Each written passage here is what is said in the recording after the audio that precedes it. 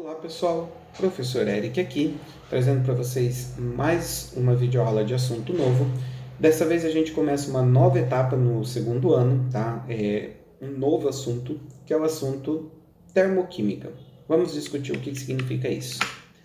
Para começar, quando a gente usa o prefixo termo, né, que vem de termologia, muitas vezes a nossa cabeça associa com temperatura, né? E não está errado. Na verdade, a termologia, ela é o estudo da troca de calor, beleza? Quando você tem troca de calor, você de fato vai ter mudanças de temperatura. Então, de certa forma, a termoquímica ela vai estudar a troca de calor, ou seja, mudanças de temperatura que possam ocorrer devido a uma transformação, a uma reação química. Como assim? Quando você faz uma reação química, você pega uma substância e transforma em substâncias novas, tá? Nesse processo, você vai trocar calor com o ambiente, tá? E é exatamente nessa troca de calor, nessa troca de energia com o ambiente que a gente vai focar daqui para frente, tá? Como exemplo, pessoal, se você coloca fogo em algum material, tá? Isso é uma transformação química. Por quê? Você está pegando esse seu material, está queimando esse seu combustível e transformando ele em novas substâncias, em gás carbônico, em vapor d'água, em carvão, que é a fuligem, tá? Nesse processo, enquanto o material está sendo queimado, você está trocando energia com o seu ambiente. Você está liberando calor para o seu ambiente. E também está liberando energia na forma de luz. Ou seja, essa reação de queima é uma reação que libera calor para o seu ambiente. Tá? Se eu vou cozinhar um alimento, é um processo no qual eu também estou fazendo uma reação química. Tá? Para que o alimento cozinhe, você precisa fornecer calor para ele. Né? Um alimento ele não cozinha sem calor. Ou seja, você precisa dar energia para que essa reação química aconteça. Beleza? Então, ó, notem que há trocas de energia envolvidas numa transformação química. A gente vai ver alguns casos, algumas transformações físicas, que é quando você só muda o estado físico, você não forma uma substância nova.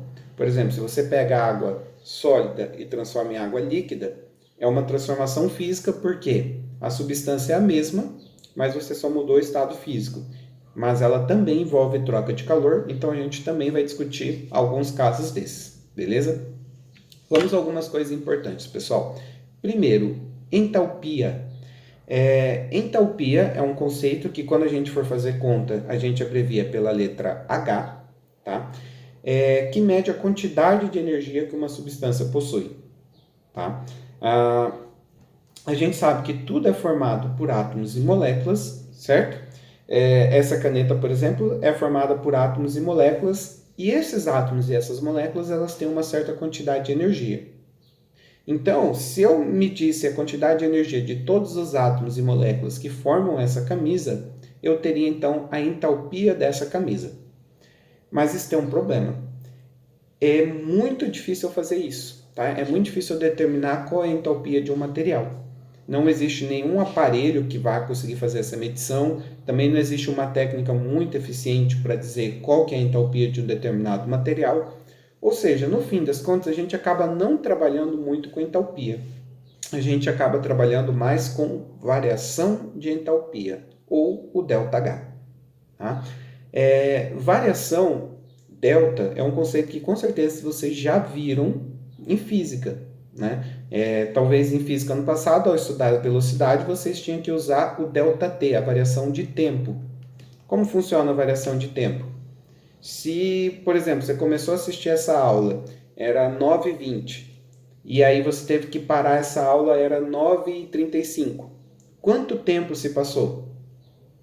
15 minutos. Essa foi a sua variação de tempo. Tá? Você pega o tempo final, que era 9h35, eu vou fazer a conta aqui só com os minutos, menos o tempo inicial, que era 9h20, né? E você sabe, então, que transcorreu-se, né, sua variação de tempo foi de 15 minutos.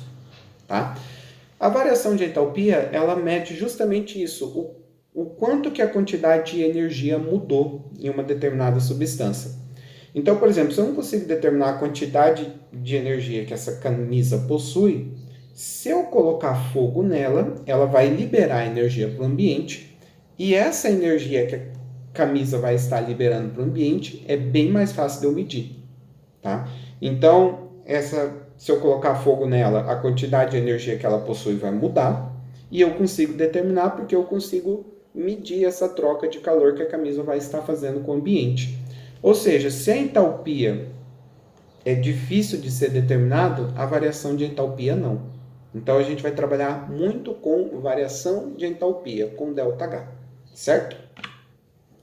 Uma coisa interessante aqui, pessoal. Como eu mostrei para vocês no exemplo da variação de tempo, quando a gente fala de variação, a gente vai fazer o final menos o inicial, tá? Pegamos o tempo final menos o tempo inicial. Só que no caso da química, o que acontece? Uma reação química ela funciona da seguinte maneira: você tem os reagentes que transformam-se em produtos. É assim que a gente escreve uma reação química. Tá? Um exemplo de uma reação química: se eu pegar carvão, que é carbono puro, e colocar fogo nele, para que ele pegue fogo eu preciso de gás oxigênio, ele transforma-se em gás carbônico. Tá? Isso aqui é um exemplo de uma reação química. Quem que eu tenho aqui? Ó? O carvão e o gás oxigênio são os reagentes, tá? São quem vem antes no processo, enquanto o CO2, o gás carbônico, é o produto, é aquilo que veio ao fim do processo. Se para calcular uma variação eu faço final menos inicial, eu faria a entalpia dos produtos, a quantidade de energia que eu tenho no fim, nos produtos, menos a entalpia dos reagentes, tá? Gravem essa fórmula aqui, porque a gente vai usar bastante ela daqui para frente. Baseado nessa fórmula, a gente tem alguns conceitos interessantes. Temos duas possibilidades. Primeira possibilidade: a entalpia dos produtos ser maior que a entalpia dos reagentes. Tá? Se isso acontecer, pessoal, essa conta ela vai dar um valor positivo. Tá? Se esse primeiro número for maior que o segundo, por exemplo, aqui for 10, aqui for 5. 10 menos 5 vai dar 5 positivo. Tá? Então, ó, nesse caso, se o produto for maior que o reagente, a variação de entalpia ela é positivo e significa que eu tenho uma transformação endotérmica. Tá? Endotérmica é quando o ΔH é positivo. E o que significa endotérmico? Significa que para que essa transformação aconteça, o material ele precisa absorver energia. A gente vai discutir isso com mais calma daqui a pouco, beleza? Outra possibilidade: e se a entalpia dos produtos for menor que o reagente? Por exemplo, o produto for 5 e o reagente for 10. Tá? 5 menos 10 daria menos 5. Tá? Então, se isso acontecer, eu teria um ΔH menor que zero, ele teria um valor negativo. Nesse caso, nós estaríamos falando de uma transformação exotérmica, tá? Uma transformação na qual há liberação de energia. Então, ΔH positivo endotérmico absorve energia. ΔH negativo exotérmico libera energia. Uma coisa importante para a gente discutir é em termos gráficos. A gente vai trabalhar bastante com gráficos, tá? Então, eu fiz um gráfico aqui, só no eixo vertical, que vai me dizer a entalpia, a quantidade de energia que a substância possui. Nesse gráfico aqui eu coloquei dois patamares, tá? Como no primeiro exemplo a energia dos produtos é maior do que dos reagentes, eu coloquei os produtos acima dos reagentes.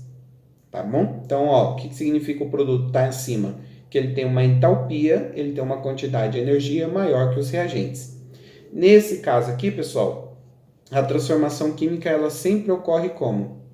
Reagente virando produto. Então, o que vai acontecer aqui? Ó? Você perceba que para o reagente virar produto, eu tenho que sair do patamar mais embaixo para o patamar mais em cima. Para eu conseguir subir nesse processo, é necessário que eu absorva, que eu obtenha energia, beleza? Que é o caso das reações endotérmicas, aquelas que possuem o ΔH positivo, beleza? Agora, e se o produto for menor que o reagente? Ó? O reagente fica em cima, o produto fica embaixo. Né? O reagente tem mais energia que o produto.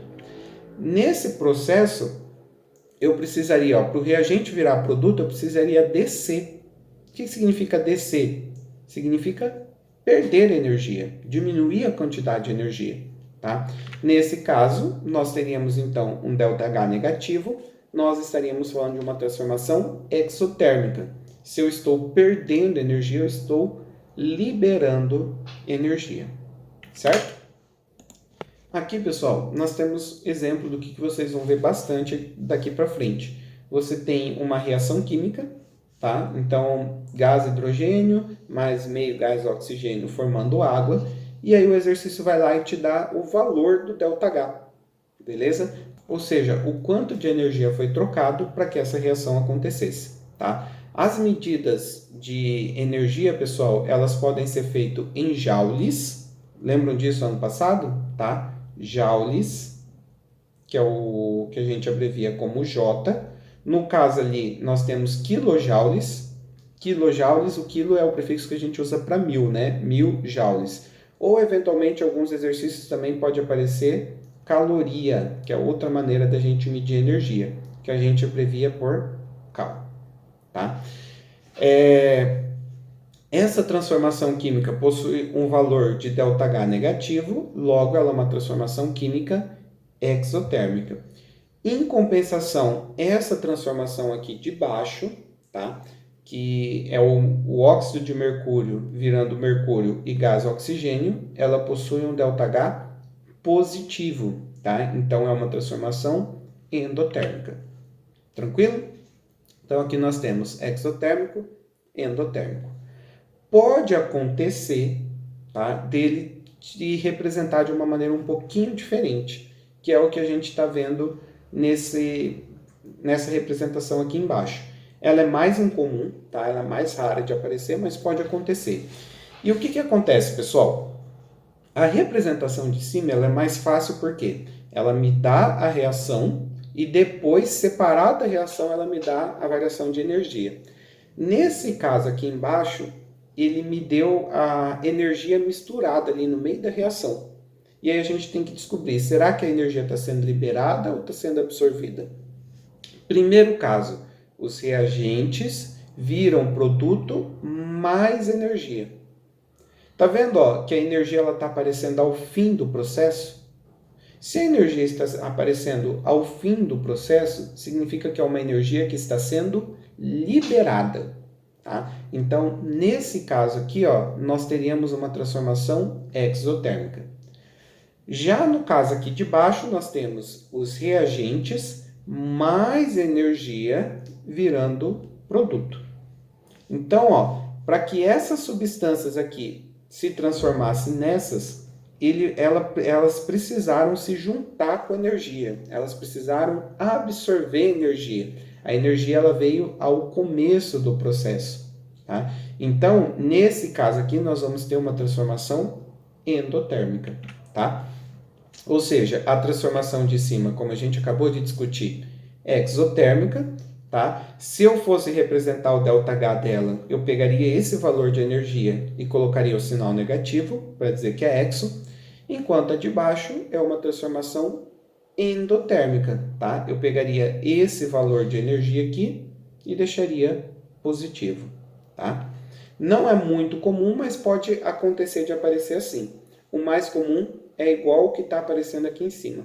Tá? Bem, vamos discutir um pouquinho o conceito de endo ou exotérmico. Pessoal, como eu comentei com vocês, endotérmico absorve calor, tá? Só que quando a transformação ela é endotérmica, ela tem que tirar calor de algum lugar. Então ela acaba tirando o calor do ambiente. Se o ambiente perde calor, de certa forma o ambiente ele acaba se tornando um pouco mais frio, beleza? Já a transformação exotérmica, ela libera calor. Se ela libera calor pro ambiente. Ou seja, numa transformação exotérmica, o ambiente ele fica mais quente. Vamos discutir alguns exemplos aqui, pessoal. Começando com exemplos de transformações exotérmicas, tá? Primeiro exemplo, combustão de um material. Colocar fogo em alguma coisa, tá? Quando você coloca fogo em alguma coisa, é uma transformação exotérmica, por quê? Essa queima do seu combustível, ela vai jogar para o ambiente calor, por isso o ambiente vai ficar quente, né? Além de calor, você também libera energia na forma de luz, tá? Então é um exemplo de uma transformação exotérmica. O funcionamento de uma pilha ou de uma bateria, né? Por que o celular de vocês, da onde que vem a energia do celular de vocês? Vem de uma bateria. Dentro dessa bateria você tem substâncias químicas que vão estar reagindo e nesse processo de reação elas vão liberar energia na forma de energia elétrica para o seu celular funcionar e também na forma de calor. Tá? Então, as reações químicas que ocorrem dentro da bateria do seu celular são reações exotérmicas, reações em que há liberação de calor, beleza? E aqui algumas mudanças físicas. A solidificação de uma substância. Solidificação, você passa do estado líquido para o estado sólido. Tá? O que acontece, galera? Se você, por exemplo, quer água sólida, você pega uma forminha de gelo, né? Coloca a água nela e põe no congelador.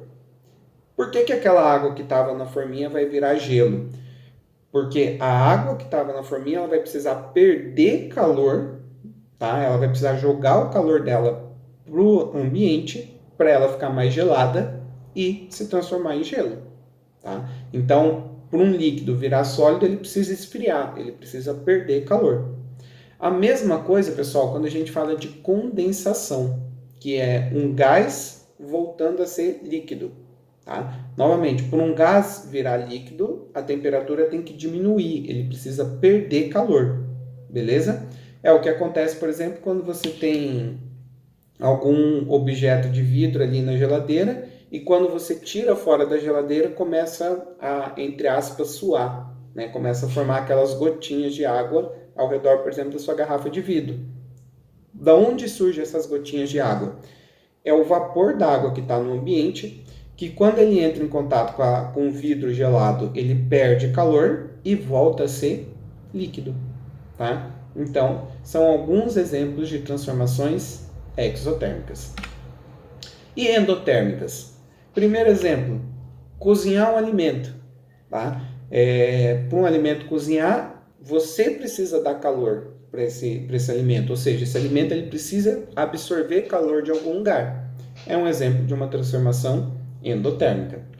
Fotossíntese, que vocês estudam na biologia, é o processo em que a planta transforma gás carbônico em água, em glicose e gás oxigênio. Tá? A fotossíntese, vocês estudam, só ocorre na presença de luz. Tá? Então, para que a planta faça fotossíntese, ela precisa absorver essa energia proveniente da luz. Então, se ela precisa absorver, endotérmico. Tá? A fusão de uma substância. A fusão é o contrário, é quando você quer ir do sólido para o líquido. Tá? Então, para ir do sólido para o líquido, o material ele tem que esquentar. Se eu deixo um cubinho de gelo fora da geladeira, ele vai virar líquido, por quê? Porque ele vai esquentar, ele vai tirar o calor do ambiente para esquentar e derreter, certo? Evaporação de uma substância, quando vai do líquido para o gasoso. Tá? Do líquido para o gasoso, você também precisa esquentar, você precisa também absorver energia para que isso ocorra. Tá? E aqui eu tenho um exemplo interessante que eu coloquei um cara suando, porque o processo de suar está exatamente relacionado a isso. Por que a gente soa? Tá? A gente soa porque é um mecanismo que o nosso corpo tem para regular, para manter a temperatura. Normalmente a gente soa quando está muito quente ou quando a gente está fazendo uma atividade física, ou seja, o nosso corpo está esquentando. E por que o suor ele ajuda a regular a temperatura? Porque, pessoal, você começa a liberar água na sua pele, essa água, esse suor que você liberou, ele vai evaporar, só que para ele evaporar, por ser um processo endotérmico, ele precisa absorver energia, ele precisa tirar a energia de algum lugar. No caso, você vai tirar a energia do seu próprio corpo, então você soa E aí, quando esse suor estiver evaporando, ele vai estar tirando energia do seu corpo para ele poder evaporar. E aí, se ele tira energia do seu corpo, ele acaba resfriando o seu corpo.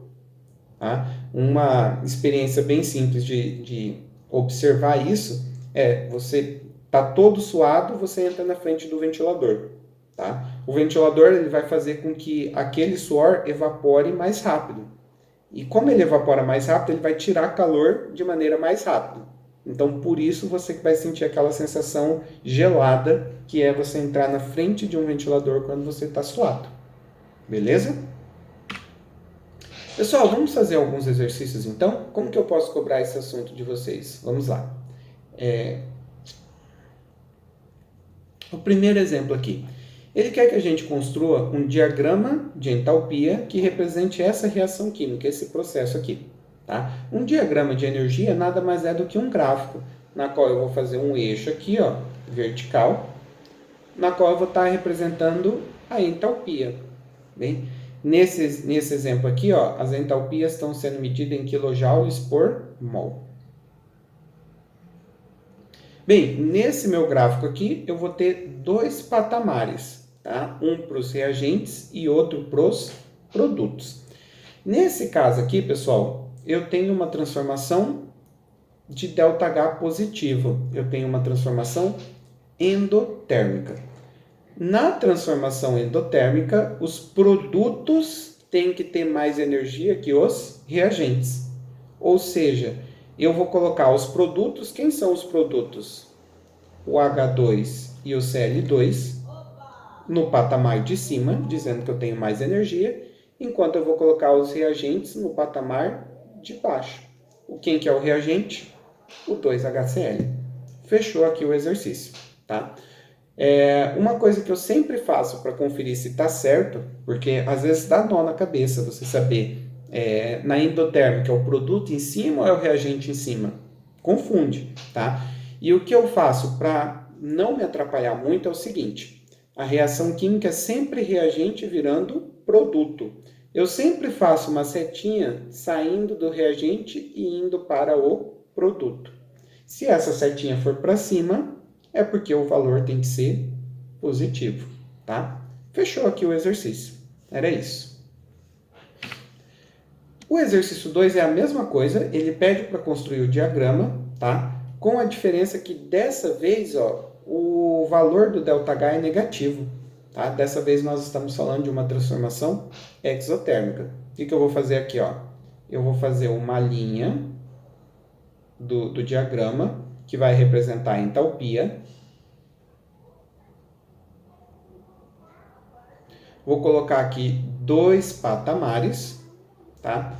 Só que no caso da transformação exotérmica, o reagente, quem está antes da seta, tem mais energia que o produto que está depois da seta. Então eu vou colocar o reagente, no caso 2HI, em cima e os produtos, no caso H2 e Cl2, embaixo, tá?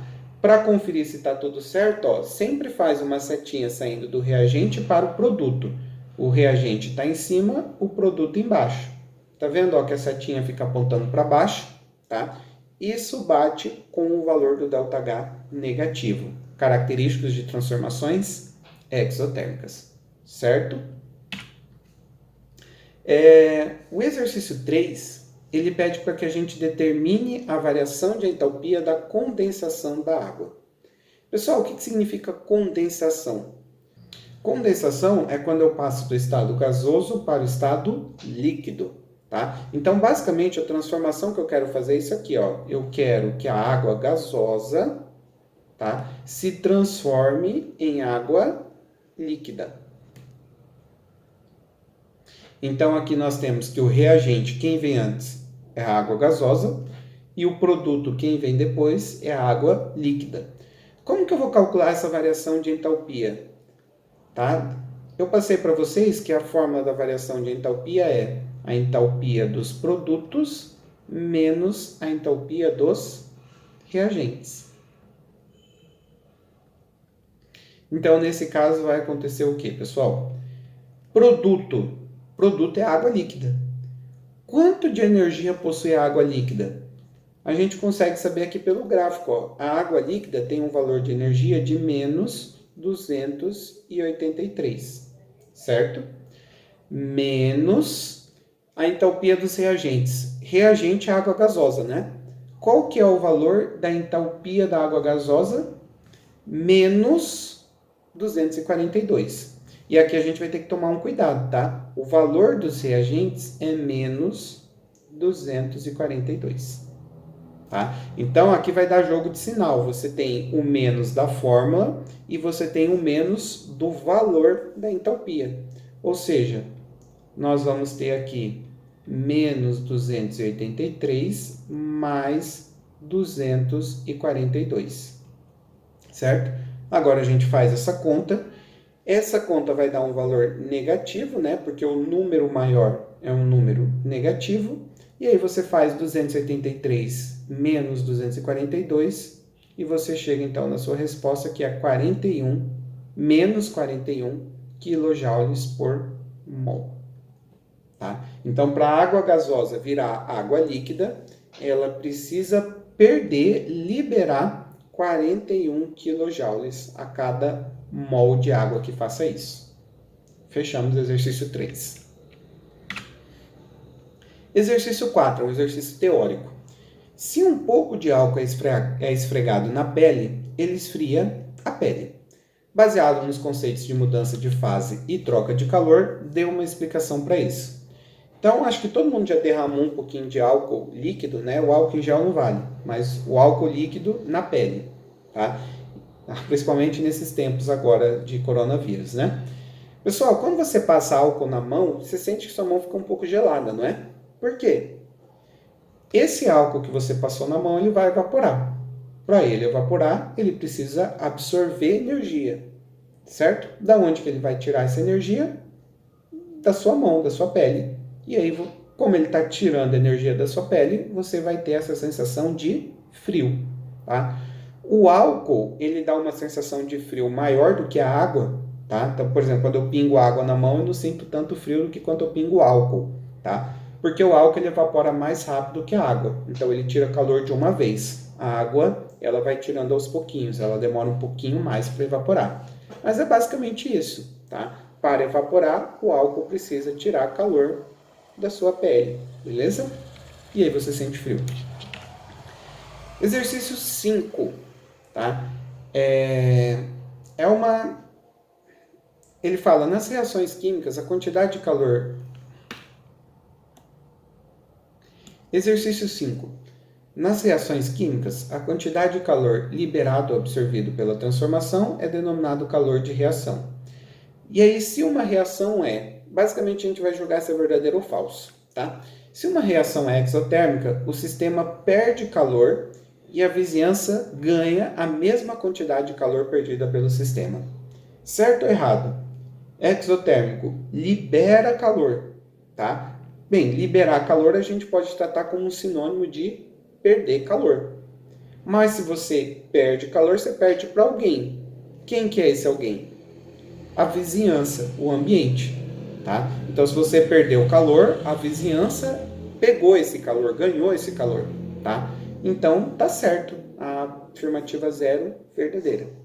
Afirmativa 1. Já a transformação endotérmica, o sistema ganha calor, endotérmico absorve, tá? A gente pode tratar absorver como sinônimo de ganhar. Mas, se o sistema ganha calor, a vizinhança perde a mesma quantidade recebida pelo sistema? Bem, se eu estou absorvendo calor, eu estou absorvendo de alguém, eu estou tirando esse calor de algum lugar. No caso, você tira o calor do ambiente, você tira o calor da vizinhança. Tá? A vizinhança perde a mesma quantidade recebida pelo sistema. Verdadeiro. Item 2. Se a reação é exotérmica, sua entalpia final é menor do que a inicial. Tá? Vamos conferir aqui, ó. Na exotérmica, a sua entalpia final, que é o produto, é menor que a inicial, que é o reagente. Tá certinho. Tá? Logo, sua variação de entalpia, seu ΔH é menor que zero. É um valor negativo. Perfeito. Beleza? Já a endotérmica, a entalpia final é maior que a inicial. Endotérmico, o produto, que é o final, é maior que o reagente, que é o inicial. Logo, sua variação de entalpia, seu ΔH é maior que zero. Perfeito, tá? Então, todas as afirmativas aqui estavam corretas. E o último exercício, talvez o mais difícil aqui, ele quer que a gente calcule a entalpia de dissolução do NaCl sólido em água, tá? Dissolução é dissolver o NaCl em água. E aqui, pessoal, eu tenho a transformação que ele quer, ó, tá? Eu quero que o NaCl sólido transforme-se em Na mais aquoso e Cl menos aquoso. Ele me deu um gráfico aqui. E como que eu vou conseguir determinar qual é o valor de ΔH? Pessoal, aqui nós temos o NaCl sólido virando o gasoso. E não é o que eu quero o aquoso, tá? Mas, ó, quando o sólido vira o gasoso, eu preciso absorver 766 kJ de energia. Agora, quando esse Na mais gasoso e o Cl menos gasoso viram o aquoso, você libera 760 kJ de energia, tá? Também não é essa a transformação que eu quero. A transformação que eu quero é essa aqui, ó. Eu quero que o sólido, eu quero sair daqui e vir para cá. Tá vendo que essa setinha azul representa a transformação que eu quero? Bem, o meu objetivo passa a ser descobrir qual que seria o valor dessa setinha azul, ó. Quanto que eu subi para sair daqui e vir para cá. E galera, não é muito difícil você descobrir quanto que você subiu aqui. Ó, para eu subir desse primeiro patamar lá para o último, eu tive que subir 766.